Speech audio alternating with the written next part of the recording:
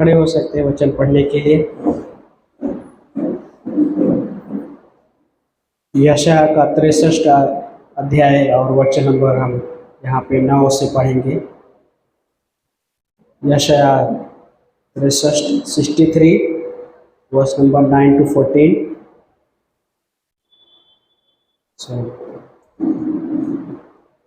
यहाँ पे इस प्रकार लिखा हुआ है, उनके सब दुखों में उसने भी दुख उठाया और उसकी उपस्थिति के स्वर्गदूतों ने उनका उद्धार किया। और आगे लिखा है कि अपने प्रेम और अपनी दया में उसने उन्हें छुड़ाया और उठाया तथा वह प्राचीन काल से उन्हें लिए फिरा, परंतु उन्होंने बलवा करके उसके पवित्र आत्मा को खेदित किया। इस कारण वो पलटकर उनका शत्रु बन गया, वो स्वयं उनके विरुद्ध लड़ा। वचन 11 में, तब उसकी प्रजा ने प्राचीन काल अर्थात मूसा के दिनों को स्मरण किया। वो कहाँ है? ये शब्द, हाँ, ये मुख्य टाइटल मैसेज का, कि उस समय को याद किया कि मूसा के द्वारा जो परमेश्वर ने अद्भुत कार्य किए थे, है ना, मिस्रियों के बीच, मिस्र में इजराइलियों के लिए, और देन बहुत सारा चमत्कार देखा। लेकिन सवाल क्या आया? जिसने अद्भुत कार्य किए वो कहाँ है? हाँ, फिर आगे लिखा है वहाँ पे वचन 12 में ही, है ना, हाँ, जिसने अपनी महिमामय भुजा को मूसा के दाहिने हाथ कर दिया, उसने उनके सामने जल को 2 भाग करके सदा काल के लिए नाम कमाया। जिसने समुद्र की गहराइयों में से उनकी अगुवाई की, वो कहाँ है? फिर से यहाँ पे एक सवाल उठा कि वो कहाँ है। हाँ, आगे लिखा है, जैसे जंगल में घोड़े को वैसे ही उनको भी ठोकरना लगी, जैसे तराई में उतरने वाले पशु को विश्राम मिलता है, वैसे ही यहोवा के आत्मा ने उनको भी विश्राम दिया। तूने अपनी प्रजा की अगुवाई इस प्रकार की कि तेरा नाम प्रतापी हो गया। प्रार्थना करते हैं। पवित्र परमेश्वर, धन्यवाद देते लॉर्ड जीसस इस दिन के लिए, समय के लिए। प्रभु, हम मांगते आपके सामर्थ्य की मांग करते, आपके पवित्र आत्मा की अगुवाई मांगते प्रभु, और आशीषित कीजिए प्रभु जी। लॉर्ड, हम मांग रहे प्रभु, इस समय हेल्प करो हम सबको प्रभु, और बातें करो प्रभु जी। धन्यवाद करते हैं लॉर्ड जीसस, यीशु मसीह के नाम से प्रार्थना को मांगते हैं, आमीन। बैठ सकते हैं आप सभी।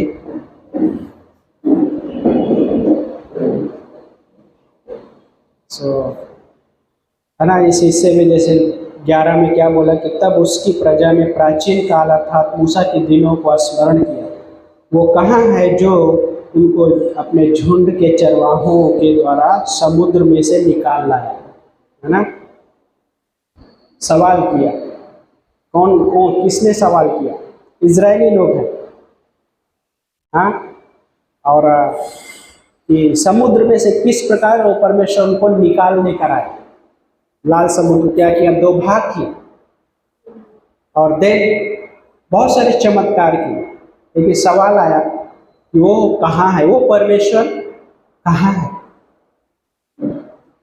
और भजन संहिता 68 में भी जब देखते, वहाँ पे 68 वचन नंबर 19 में वहाँ इस प्रकार लिखा है कि धन्य हो प्रभु जो प्रतिदिन हमारा बोझ उठाता है। हाँ, यहाँ पे जब मसीही लाइफ में जब चलते हैं तो बहुत सारी ऐसी चीज़ें होती हैं, है ना। आपकी परिस्थितियाँ हो सकती है, आपके कई बार परिवार हो सकते हैं, रिलेटिव हो सकता है, ये संसार भी ऐसे सवाल करता है, वो कहाँ है? हाँ, वो परमेश्वर कहाँ है? लेकिन वो परमेश्वर है, क्योंकि भजनकार ऐसे जब भजन संहिता में पढ़ते बहुत सारे पंक्तियाँ हैं, लेकिन यहाँ पे जिस प्रकार से 68 में क्वेश्चन नंबर 19 में क्या है कि धन्य हो प्रभु जो प्रतिदिन हमारा बोझ उठाता है, प्रतिदिन।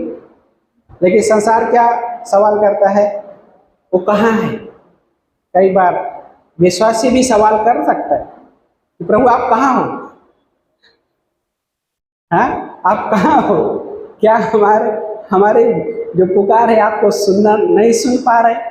कई बार है ना, परमेश्वर किस प्रकार बातें करते हैं, लाइक क्या परमेश्वर आप बहरे हो?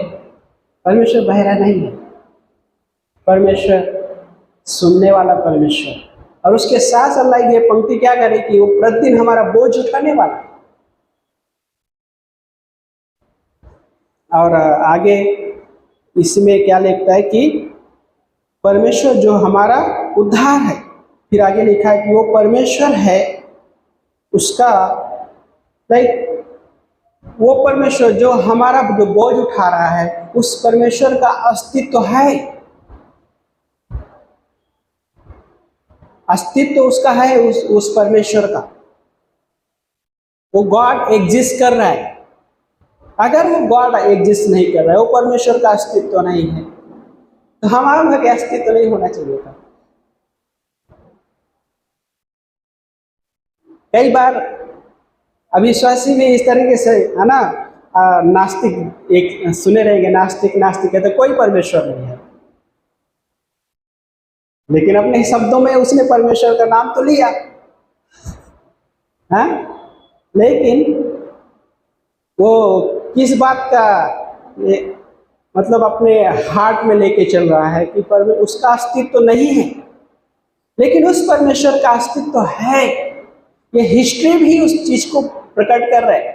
भजन संहिता 19 में जब पढ़ते हैं तो वहां पे क्या बोलते हैं कि आकाश मंडल भूमंडल सब परमेश्वर की महिमा का बयां कर रहा है। यूं ही नहीं बन गया है, किसी ने बनाया है, और वही परमेश्वर मनुष्य को बनाया, लेकिन फिर भी इनकार करता है उस परमेश्वर को, सृष्टिकर्ता को इनकार करता है। लेकिन वो परमेश्वर है। कई बार परिस्थितियां स्वयं अपने आप में कई बार ऐसा शब्द क्रिएट कर देते कि वो कहाँ है, वो परमेश्वर कहाँ है। यदि वो परमेश्वर है तो परिस्थितियां नहीं होनी चाहिए था, यदि वो परमेश्वर है तो इस तकलीफ से नहीं जाना चाहिए था, यदि वो परमेश्वर है तो इस संसार में इतना बुरा नहीं होना चाहिए था। ये सवाल आता है। वो स्वयं ऐसा चीजें जब होती है तो ऐसा लगता है कि वो चीजें स्वयं ऐसा प्रश्न कर रहे हैं, लेकिन प्रश्न का उत्तर ये है कि वो परमेश्वर का अस्तित्व है, कि क्योंकि वो परमेश्वर हमारा प्रतिदिन बोझ उठाने वाला वो परमेश्वर है ना। थियोलॉजिकल टर्म में एक हिस्सा है ट्रुथ के बारे में,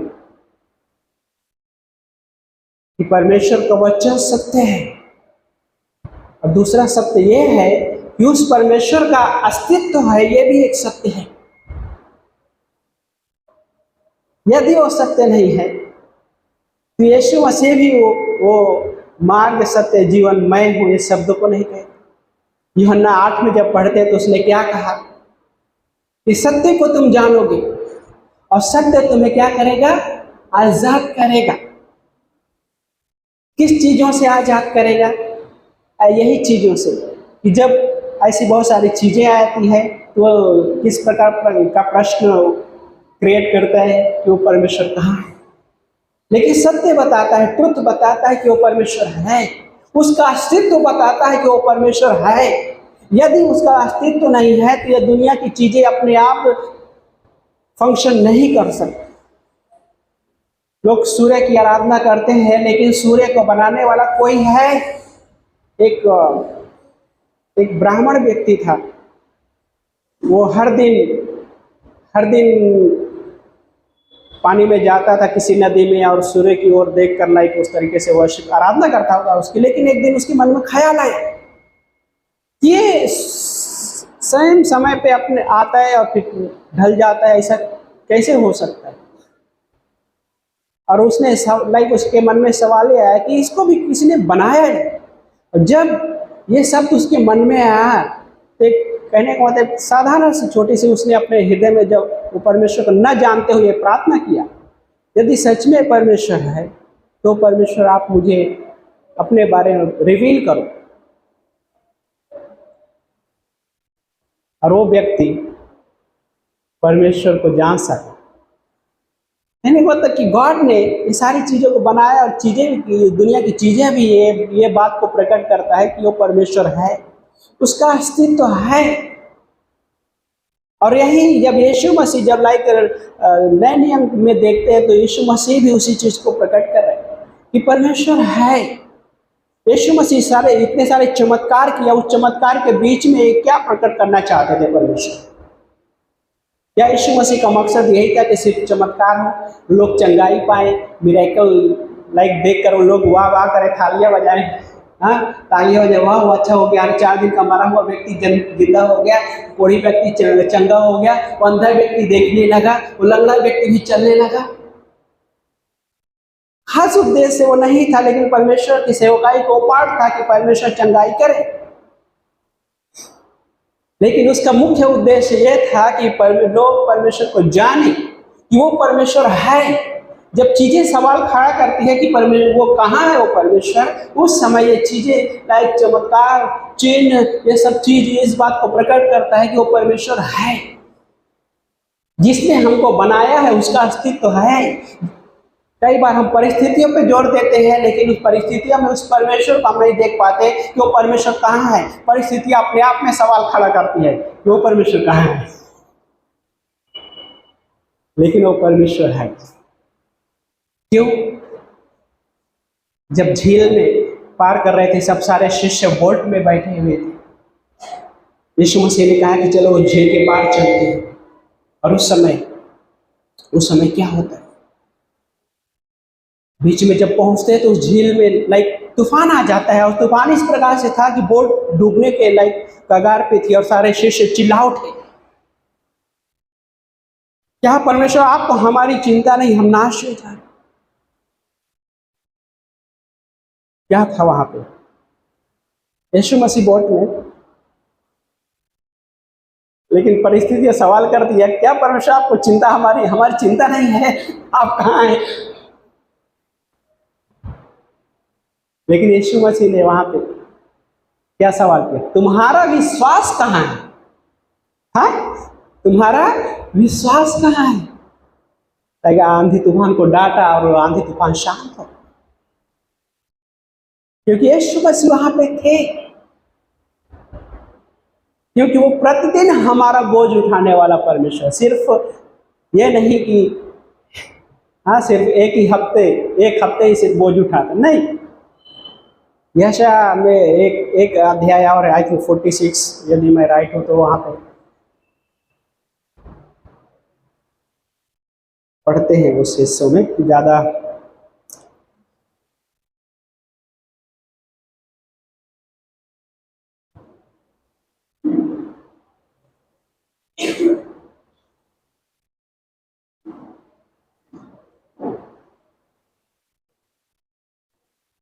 हाँ 46 में जब पढ़ते हैं तो एक्चुअली वचन नंबर 5 से जब आगे देखते हैं तो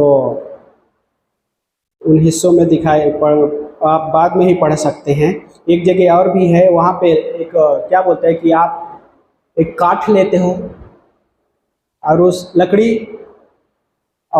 लकड़ी का कुछ हिस्सा घर की चीज़ें बना लेते और कुछ हिस्सा आग जला लेते हैं, कुछ हिस्सा से खाना बना लेते हैं, और जब ठंडी के समय में आग जलाकर हाथ को गर्म कर लेते हैं, और उसी लकड़ी में से कुछ हिस्सा को आकार बनाकर अपने लिए देवता बना लेते हैं, और उसको क्या करते हैं, कंधे पे लेके चलते हैं। लेकिन परमेश्वर कहता है कि मैं तुम्हारा परमेश्वर, तुम्हारे जन्म से लेकर तुम्हारी जवानी में, तुम्हारे बाल पकने बुढ़ापे में मैं अपनी गोद में लिए हुए फिरूंगा। कहने का मतलब कि सिर्फ एक ही दिन नहीं, वो प्रतिदिन हमारा बोझ उठाने वाला परमेश्वर। लेकिन इस संसार क्या कर रहा है? संसार स्वयं उसको कंधे पे लेके चला। कैसा हो सकता है?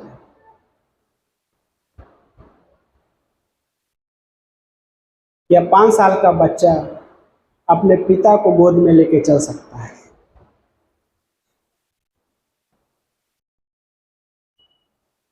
यस, जवान हो जाता है तो गोद में उठा सकता है परिस्थितियों के अनुसार, कि लाइक पिता असमर्थ है, चलने फिरने में कमज़ोर है, उस समय उठाने में वो सक्षम है। लेकिन कहने का मतलब ये कि लाइक 5 साल का जब वो है तो अपने पिता को गोद में नहीं लेके चल सकता, क्योंकि वो पिता उसको गोद में लेके चलने वाला है। और परमेश्वर लाइक ये भजनकार वही कह रहा है इस 68 में कि धन्य हो प्रभु जो प्रतिदिन हमारा बोझ उठाता है, परमेश्वर जो हमारा उद्धार है। और दिन आगे जब पढ़ते लाइक नेहमा की पुस्तक में जब पढ़ते तो नेहमा के हार्ट में एक बोझ आया, और वो बोझ इस प्रकार के था कि परमेश्वर की शार्पनाट टूटी हुई थी। और शार्पनाट जब टूटी हुई थी तो उसके हृदय में ये बोझ आया कि परमेश्वर की शार्पनाट टूटी हुई है और मैं यहाँ पे महलों में हूँ।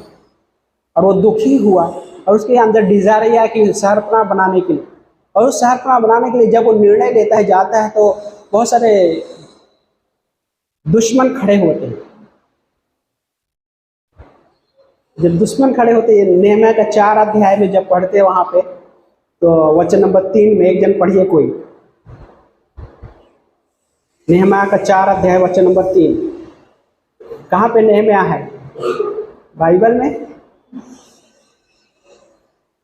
हाँ, कहाँ पे है? पुराने नियम, नया नियम? पुराने नियम में, इज़रा के बाद मिल गया, अय्यूब के पहले।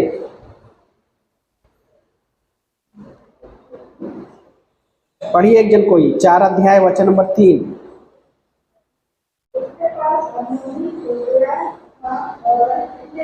हाँ,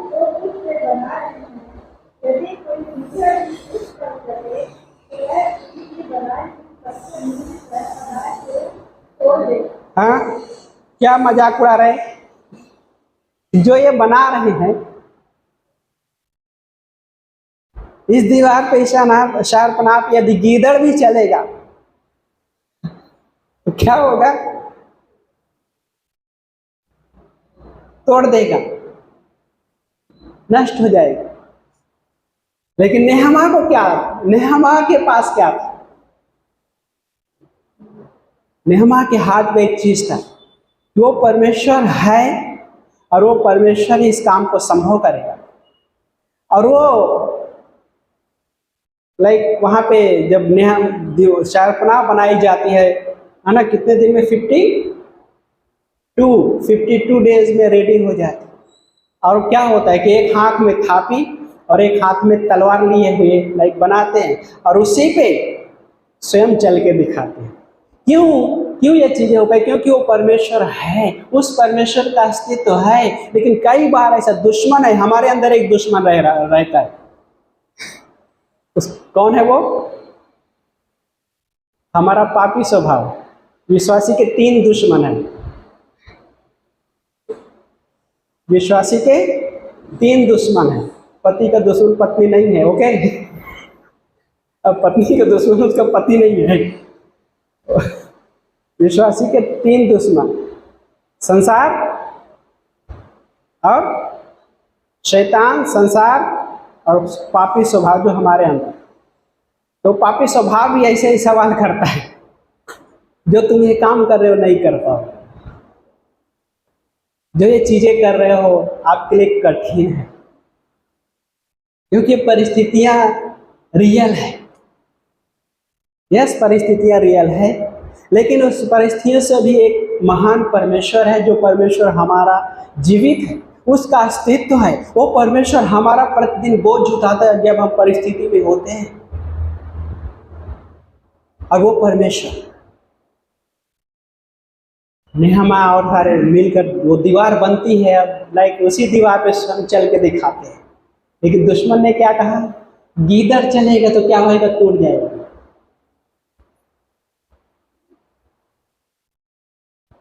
लेकिन परमेश्वर उस चीज़ को सफल करता है। हाँ, देन आगे जब पढ़ते हैं, यीशु मसीह लाइक जब झील में चले, वहाँ पे भी सवाल किया, वो भी विपरीत है थोड़ा, कि तुम्हारा विश्वास कहाँ है? जब आंधी तूफान में लाइक चिल्ला उठे, तुम्हारा विश्वास कहाँ? और यीशु मसीह उनको बचाया, यूं ही नहीं छोड़ दिया, झील में नष्ट होने के लिए नहीं छोड़ दिया, इन चीजों से बचाया परमेश्वर।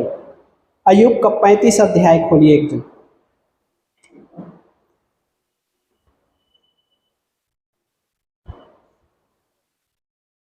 अय्यूब का 35 अध्याय वचन नंबर 9 से पढ़िए। मैं पढ़ता हूँ, मिल गया आप सभी को?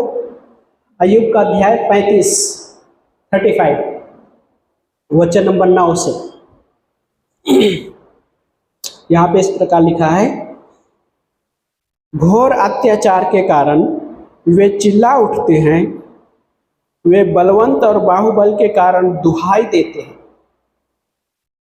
हाँ, ये कौन कह रहा है पता है? ये इलीहू जो अय्यूब का फ्रेंड है, ओके, अभी फ्रेंड है, वो आते हैं उसके कठिन समय में, उसको सांत्वना देने के बजाय में टोमना मारते हैं। मराठी में टोमना बोलते हैं। हाँ, टोमना मारते हैं। सही, मैं सही हूँ? वही शब्द बोलते हैं। हिंदी में क्या बोलते हैं उसको? ताना मारते हैं। कहने का मतलब ऐसे कठिन परिस्थिति में अय्यूब जा रहा है। हाँ, उसके 3 और भी दोस्त आते हैं, बिलदास, सोपर, हाँ, और एक और है। ये आते हैं अय्यूब के साथ, बैठते हैं, सांत्वना देने के बजाय तूने कुछ गलत किए रहेंगे इसके लिए तेरे जीवन में। थियोलॉजिकली बहुत परफेक्ट बोल रहे थे वो लोग, डॉक्ट्रिनल रूप से ऐसा लग रहा है कि अच्छा सिद्धांत बोल रहे थे, लेकिन अय्यूब खड़ा होता है लास्ट में, और अय्यूब सबसे छोटा होता है और बोलता है अभी मैं बोलता। और ये इलीहू जो उसका छोटा दोस्त है वो बोलता है, और यहाँ पे यही इलीहू ही बोल रहा है। क्या कह रहा है? घोर अत्याचार के कारण वे चिल्ला उठते हैं। हाँ, मतलब लोगों की बात, अय्यूब की बात नहीं कर रहा है। देन आगे क्या लिखा है कि वे बलवान के बाहुबल के कारण दुहाई देते हैं, लाइक परमेश्वर को दुहाई भी देते हैं, लेकिन उनके क्या बोलते हैं कि बलवान भी है। लेकिन जब वचन 10 में पढ़ते तो क्या बोलते हैं? परंतु कोई नहीं पूछता। तो आपका ट्रांसलेशन में क्या कह रहा है कि परंतु कोई नहीं कहता, है ना? 10 नंबर पढ़िए, फिर मैं पढ़ता हूँ। पढ़िए एक जन।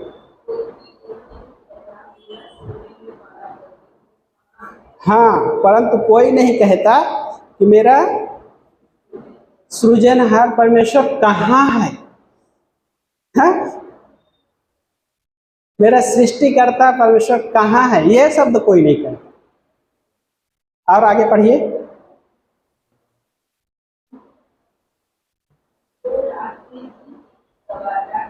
जो रात में भी गीत गवाता है। हाँ, मैं पढ़ता हूँ, यहाँ पे मेरे में बोलता है कि परंतु कोई नहीं पूछता मेरा सृजनहार परमेश्वर कहाँ है, जो रात में भी गीत देता है। हाँ, कहने का मतलब क्या बोलता है? रात में गीत देता है कि लाइक जब कठिन समय है उस समय में भी वो गीत देता है, कि जब रास्ते नहीं दिख रहे हैं, जब सवाल नहीं आ रहा है, प्रार्थनाओं का उत्तर नहीं आ रहा है, इवन कई बार पड़ोसी भी साथ में भी, हाँ, उस समय में परमेश्वर वो गीत देता है, क्योंकि उसको सृजनहार परमेश्वर हमारे सृष्टि को जानता है कि हम मिट्टी हैं, लेकिन फिर भी वो परमेश्वर हमारा ख्याल करता है, वो प्रतिदिन हमारा बोझ उठाता है। ये परमेश्वर का हार्ट है। यीशु मसीह लाइक सूली पे थे, सूली पे रहते हुए भी लाइक हर एक इंसान जाति का पाप को लेकर लटके हुए थे, लेकिन वो चोर का भी भाई जो वहां पे बोझ उठाया, उसका भी बोझ उस यीशु मसीह के ऊपर था। लेकिन फिर भी कहने को तो वहां पे जब चोर भी सूली पे लटका हुआ है साथ में, वहां पे जब बातें हो रही है तो यह नहीं कहा यीशु मसीह तूने तो पूरा जिंदगी वही किया जो बुरा था। यीशु मसीह ये नहीं कहा। क्यों नहीं कहा? यही है ग्रेस, यह है अनुग्रह परमेश्वर का। अनुग्रह उस समय लाइक हमारी गलतियों को नहीं ऊपर उठाता, हमारी कमजोरियों को ग्रेस नहीं उठाता, परंतु ग्रेस उस कमजोरियों में हमको उठाता है। लाइक यीशु मसीह ने दोनों चोर को नहीं कहा तुमने तो पूरा जिंदगी वही किया जो बुरा था, और यहां पे भी तुम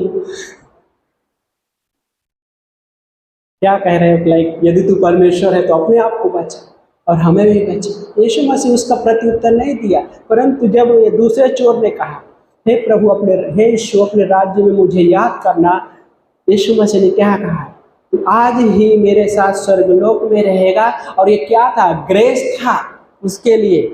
ये पूरी जिंदगी वही जिया जो एकदम से क्या बोलते हैं, एकदम वर्स्ट लाइफ दिया उसने। संसार कई बार सवाल करता है ऐसे कैसे हो सकता है? यही तो ग्रेस है, क्योंकि संसार में ग्रेस नहीं, संसार में ग्रेस नहीं। यीशु मसीह उसका लाइफ बदल दिया, एक क्षण में उसका पोजीशन बदल गया। तो आज ही मेरे साथ स्वर्गलोक में रहेगा, उसका पोजीशन बदल दिया प्रभु यीशु मसीह, क्योंकि उसका भी बोझ यीशु मसीह लेकर उस सूली पे लाइक बलिदान किया, उसको भी उतना ही प्रेम किया। कई बार हमारी परिस्थितियां हमको प्रेम कभी नहीं कर सकते भाई, हमारी परिस्थितियां हमको प्रेम नहीं कर सकती। कई बार लोग कहते हैं ये परिस्थिति है पर ये हमको प्रेम करा इसके लिए नहीं छोड़ता है ना। शब्द बना लेते हैं लोग, लेकिन वैसा नहीं है। कोई आइए उससे पूछे क्या आपकी जो परिस्थिति है आपसे प्रेम कर रहे हैं? नहीं, किसी को नहीं पसंद आएगा अय्यूब के जैसा जीवन था कठिन,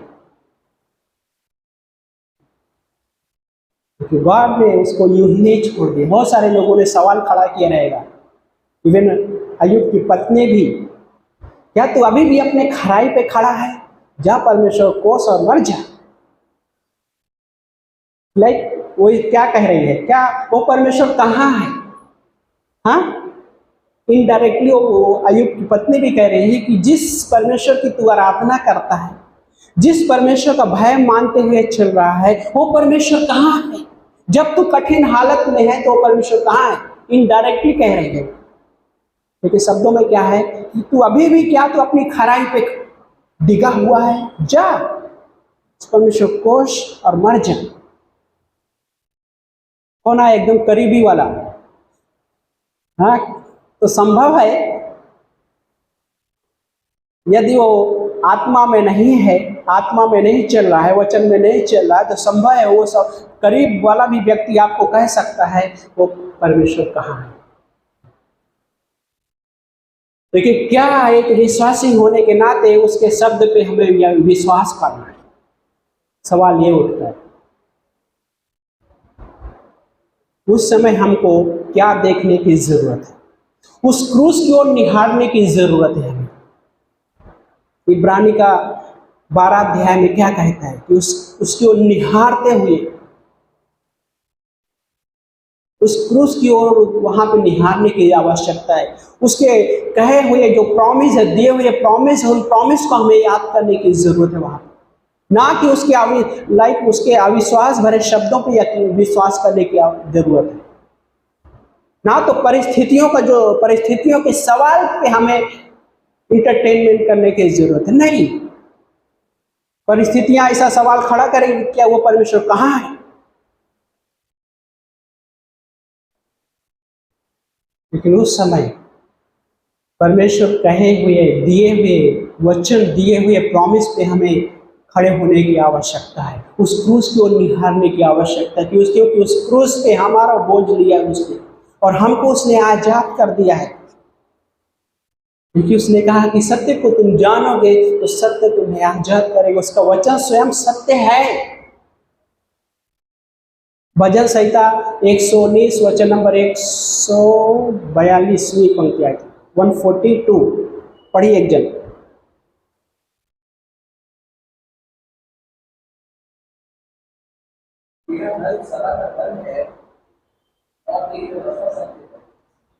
है ना? तो यहाँ पे शब्द क्या लिखा है?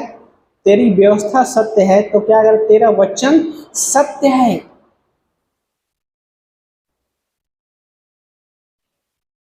तेरा वचन सत्य है। मिला आप सभी को? मिल गया सभी को?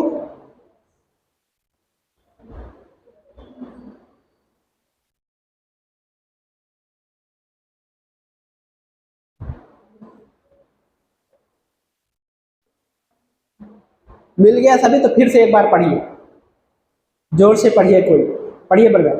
तेरा धर्म सदा का धर्म है। हाँ, तेरा धर्म, है ना? दूसरे ट्रांसलेशन क्या बोलते हैं? तेरी धार्मिकता सदा की धार्मिकता है और तेरी व्यवस्था सत्य है। मतलब वचन जो है सत्य है। सो मुझे किस पे यकीन करना है? जब परिस्थितियां सवाल खड़ा करेगी वो परमेश्वर कहाँ है? तुम्हारे जीवन में इतने समय तक, लंबा समय चल रहा है, कई बार ऐसा लगता है कि वो स्वयं अपने आप में ऐसा प्रकट करते कि परमानेंट जैसा है, बट अब ऐसा नहीं है। क्योंकि अय्यूब के भी लाइफ में भी उसकी परिस्थिति परमानेंट नहीं थी, क्योंकि उसके कहे हुए वचन भी सत्य है। इसलिए हम उसके कहे हुए वचन पे हम यकीन करते हैं, विश्वास करते हैं कि वो परमेश्वर सत्य है। जिसने हमको कहा है कि हमारा प्रतिदिन बोझ उठाने वाला वो परमेश्वर है, तो हमारा प्रतिदिन बोझ उठाएगा। भले ही हम, कहने का मतलब कई बार हम विद्रोह कर सकते हैं, विश्वास विद्रोह कर सकता है भाई। क्योंकि जब इजरायली लोगों ने इतना बड़े बड़े चमत्कार देखे, असंभव चीजों को परमेश्वर ने उनको चमत्कार करके दिखाया, फिर भी कहा वो कहाँ है? तो विश्वासी के पास भी आ सकता है, लेकिन उस समय अविश्वास में खड़े मत रहो। हाँ, थोमा को क्या बोला? जब तक मैं, थोमा बोलते जब तक मैं उस पसलियों में और हाथों में उंगलियां डालकर नहीं देख लूंगा मैं विश्वास नहीं करूंगा। और प्रभु यीशु मसीह जब कहने के थोड़ी देर में वहां को प्रकट होते हैं, थोमा कम आगा, ये लो, हाथ डालना चाहते हो उंगलियों में, पसले में, कम आ जाओ। यीशु मसीह ने क्या बोला? हैव फेथ, विश्वास कर, विश्वास रख, मैं वही हूँ, मैं जी उठाऊँ। क्योंकि वो परमेश्वर आज जीवित परमेश्वर है और हमारा प्रतिदिन बोझ उठाने वाला वो परमेश्वर है। तो मत्ती का 2 अध्याय में है, वचन नंबर 2 में हेरोदेस सवाल करता है। हाँ, पढ़िए एक दिन कोई।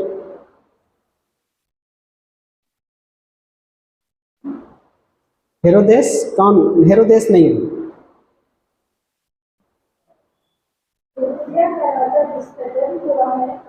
ज्योतिषी लोग हैं यहाँ पे सब करते, पूछते ज्योतिषी लोग, है ना? हेरोदेस के पास पहुँचते हैं उसके महल में, तो पूछते हैं, है ना? वचन नंबर 1 में जब पढ़ते तो क्या बोलता है कि ये राजा हेरोदेस के दिनों में जब यहूदिया के बैतलहम में यीशु का जन्म हुआ, तो देखो पूर्व दिशा से ज्योतिषी यरूशलेम में पहुंचकर पूछने लगे। ज्योतिष लोग पूछते हैं यहूदियों का राजा जिसका जन्म हो वो कहाँ है?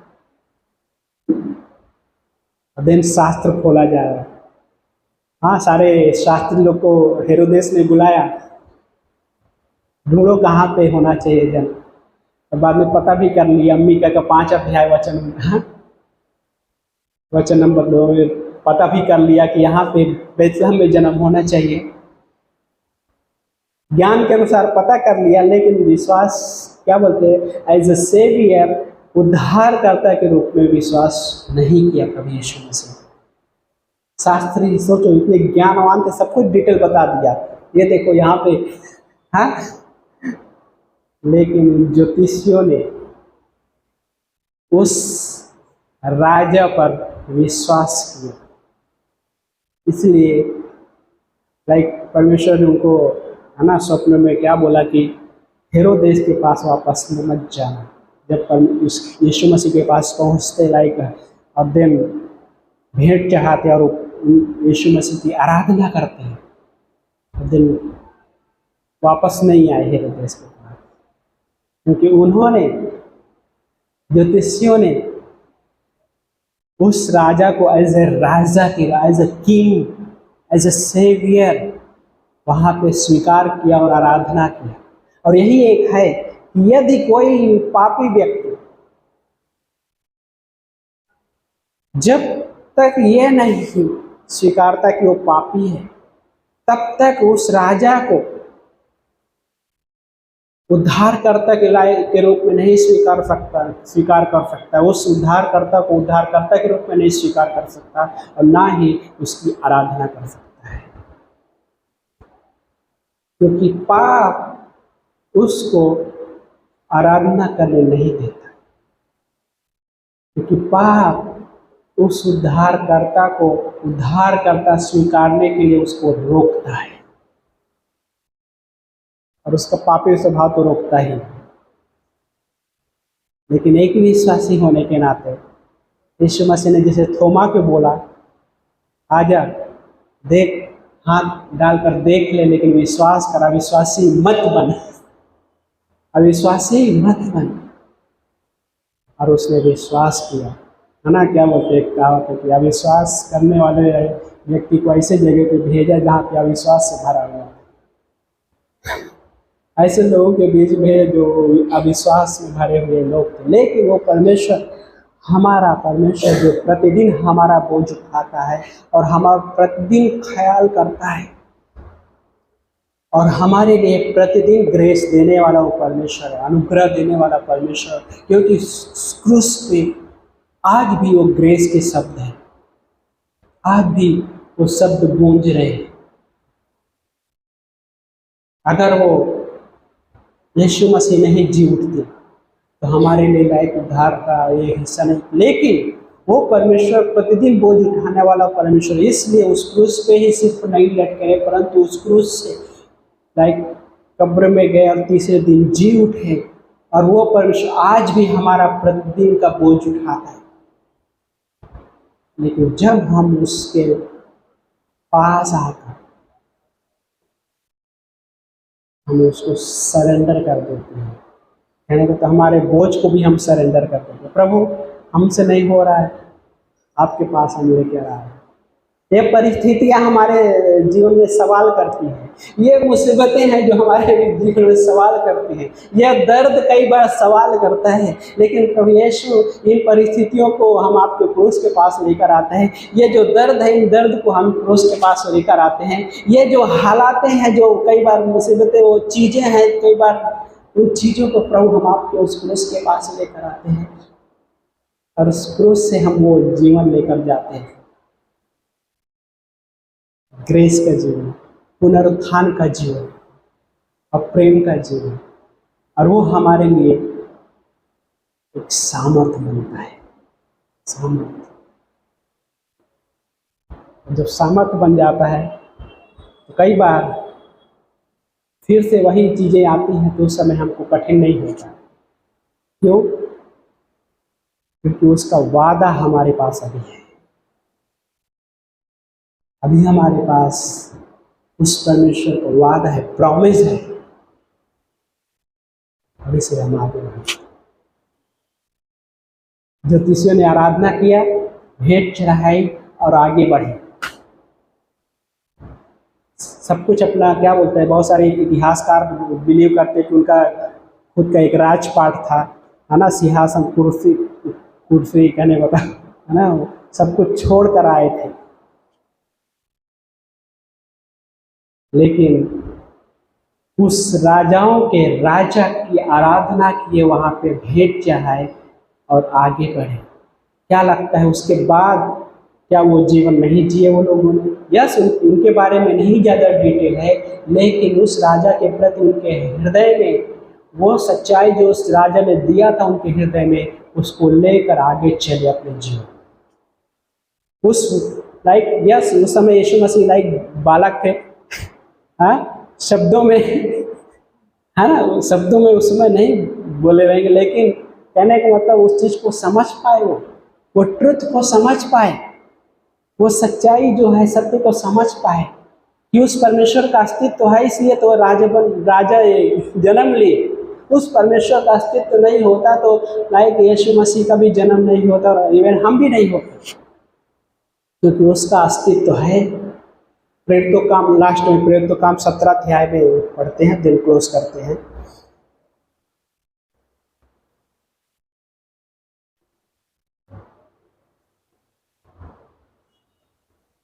प्रेरितों काम 17 अध्याय में जब पढ़ेंगे, वहां पे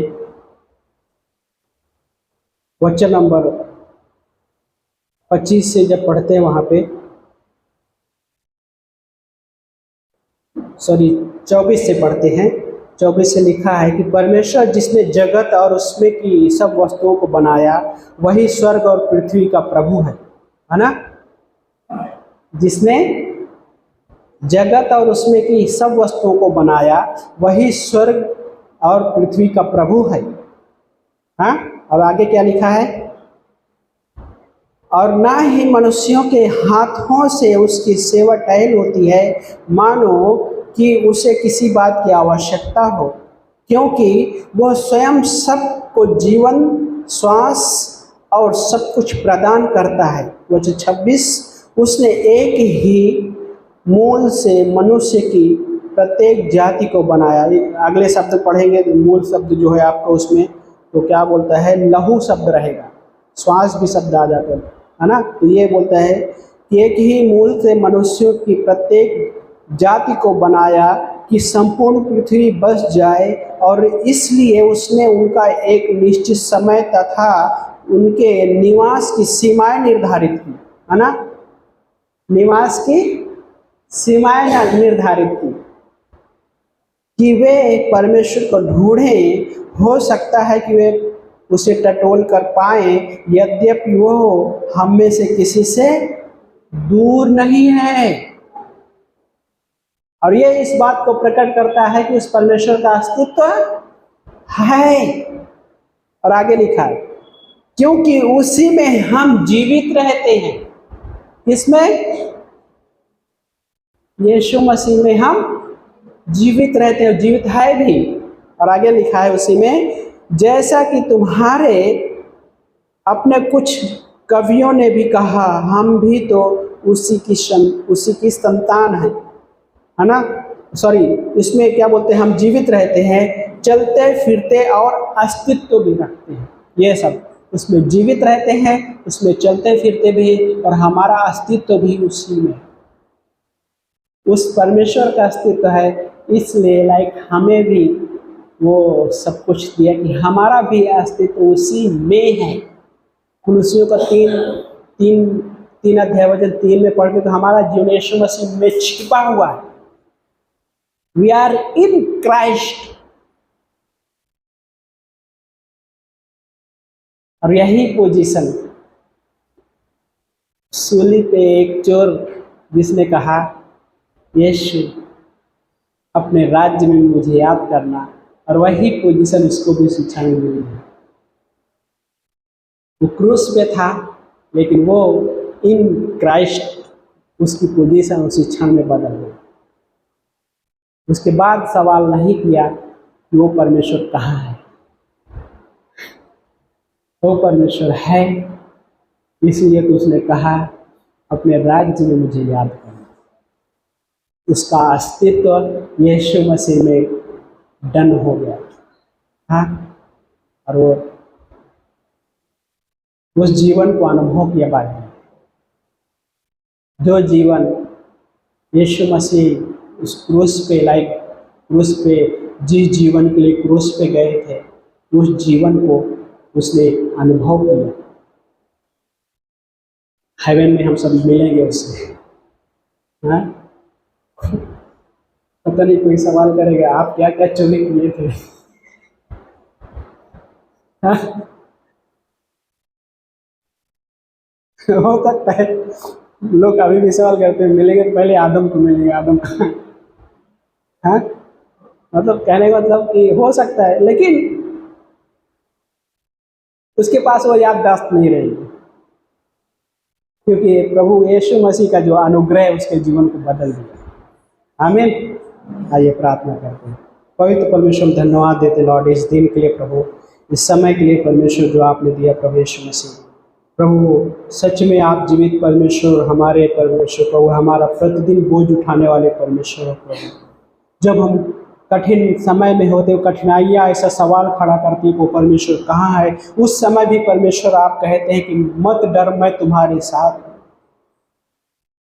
उस समय आपका वचन कहा हुआ जो आपने हमारे लिए कहा है, मत डर तुम, मैं तुम्हारे साथ हूँ, वो वचन हमें सामर्थ देता है। धन्यवाद करते राजा। हम प्रार्थना कर रहे परमेश्वर इस समय इस भवन में हर एक व्यक्ति के लिए प्रभु, हर एक के जीवन को प्रभु आप संभालिए प्रभु। प्रभु यदि किसी के पास ऐसे सच में सवाल खड़ा होता होगा प्रभु, वो कहाँ है, कई बार परिस्थितियाँ सवाल यदि खड़ा करे उनके जीवन में कि ऊपर वो कहाँ है, वो परमेश्वर कहाँ है, तो प्रभु आपके उस वचन के द्वारा, आपके उस प्रॉमिस के द्वारा प्रभु आप उन्हें सामर्थ देना प्रभु, आप उन्हें इस बात को निश्चयता देना प्रभु कि आप उनके जीवन में हैं, आप उनके जीवन में कार्य कर रहे हैं परमेश्वर। प्रभु धन्यवाद देते हैं परमेश्वर, आपको उस प्रेम के द्वारा प्रभु आप मदद करना परमेश्वर। ओ प्रभु यीशु मसीह, हम मांगते हैं प्रभु आप अगुवाई देना उन्हें प्रभु यीशु मसीह। लॉर्ड हम आपको ऊंचा उठाते प्रभु हम मांगते इस भवन में प्रभु जिन्हें चंगाई की आवश्यकता है, वो परमेश्वर आप चंगाई दो परमेश्वर। हाँ प्रभु धन्यवाद करते हैं परमेश्वर। प्रभु जी हम मांगते परमेश्वर आपके उस प्रेम को समझने के लिए मदद कीजिए प्रभु। हम मांगते हैं परमेश्वर इस क्षण में परमेश्वर, यस लॉर्ड हेल्प कीजिए परमेश्वर, आपके वचन को समझने के लिए, आपके प्रेम को समझने के लिए परमेश्वर से वो जीवन जीने के लिए मदद कीजिए परमेश्वर से, जो जीवन आपने हमें दिया है परमेश्वर से। धन्यवाद करते हैं परमेश्वर। प्रभु हम प्रार्थना करते हैं परमेश्वर क्षण में इस समय सबकी आंखें बंद और सर झुके हुए हैं। आपने यीशु मसीह के बारे में सुने हैं इसके पहले या आज पहली बार सुन रहे हैं, लेकिन आपने अभी तक प्रभु यीशु को अपना उद्धारकर्ता नहीं स्वीकारे हैं, उसको अपना जीवन नहीं सौंपे हैं, लेकिन वो आपके जीवन में आना चाहते हैं। यदि आप चाहते हैं कि आपके जीवन में वो आए तो अपने हृदय में एक छोटी सी प्रार्थना कीजिए, यीशु मैं आपके नाम में अपने पापों से क्षमा मांगता हूँ या क्षमा मांगता हूँ। प्रभु यीशु मैं आपके नाम में विश्वास करता हूँ या विश्वास करती हूँ। प्रभु यीशु मैं आपको अपना उद्धारकर्ता के रूप में स्वीकारता हूँ या स्वीकारता हूँ, यीशु के नाम में आमीन। यदि आपने छोटी सी प्रार्थना की है, यीशु मसीह और ये पवित्र शास्त्र इस बात की गारंटी देता है कि आपके सारे पाप क्षमा हो चुके हैं और आपका वो उद्धारकर्ता बन गया है और वो आपके साथ चलने वाला परमेश्वर है और वो आपको अगुवाई करने वाला परमेश्वर है। वो अपने वचनों के द्वारा अगुवाई करना जानता है। धन्यवाद करते हैं परमेश्वर। सारा आदर महिमा गौरव आपको देते यीशु मसीह के नाम से आमीन।